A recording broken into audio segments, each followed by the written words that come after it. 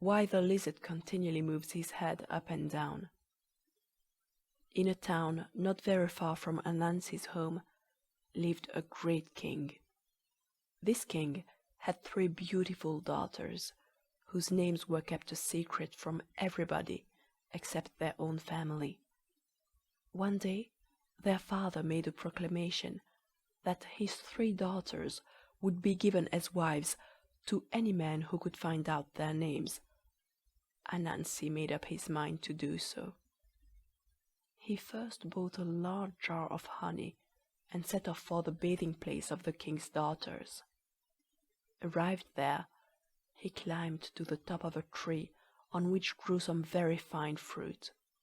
He picked some of this fruit and poured honey over it.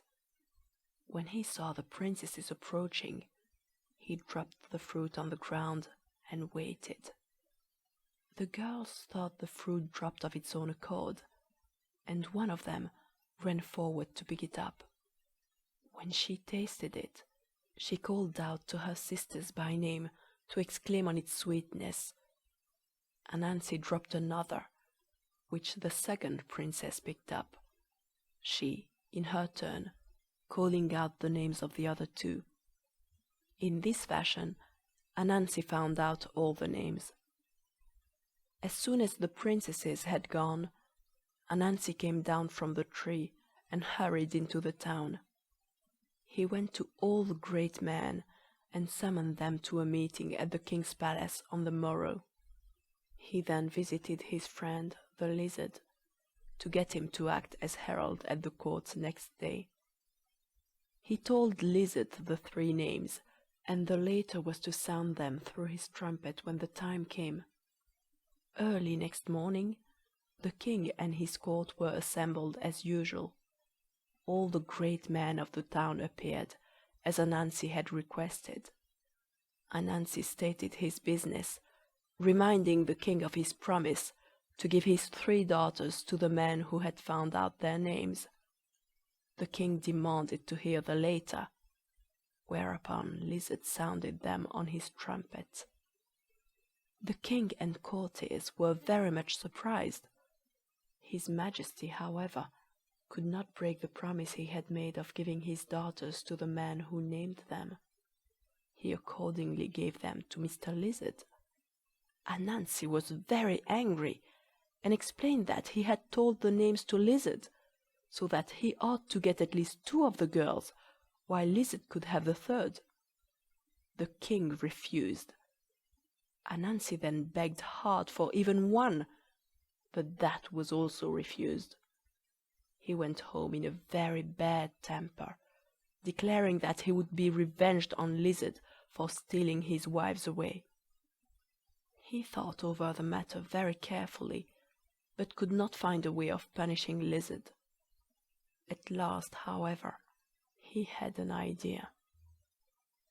He went to the king and explained that he was setting off next morning on a long journey. He wished to start very early, and so begged the king's help.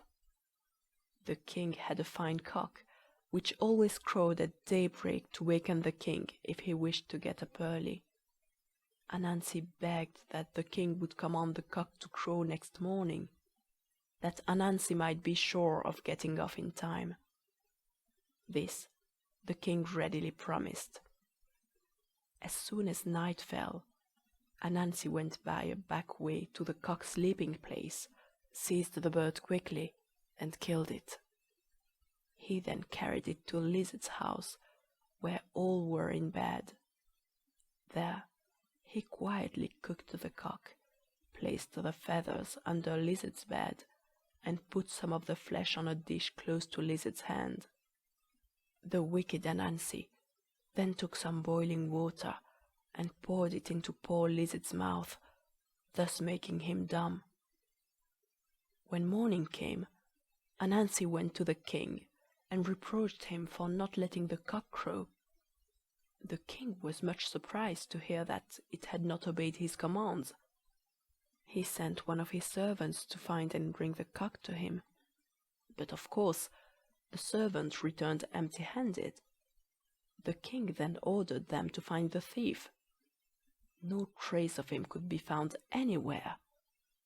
Anansi then cunningly said to the king, "I know Lizard is a rogue, because he stole my 3 wives from me. Perhaps he is the thief." Accordingly, the man went to search Lizard's house.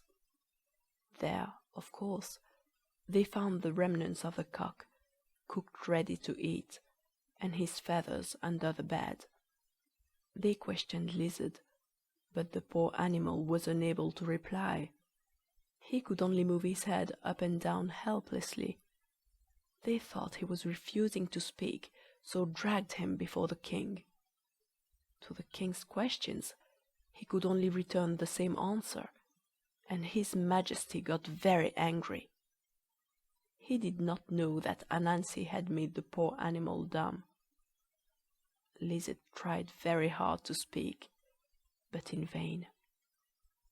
He was accordingly judged guilty of theft, and, as a punishment, his wives were taken away from him and given to Anansi. Since then, lizards have always had a way of moving their heads helplessly backward and forward, as if saying, "How can anyone be so foolish as to trust Anansi?" And of why the lizard continually moves his head up and down.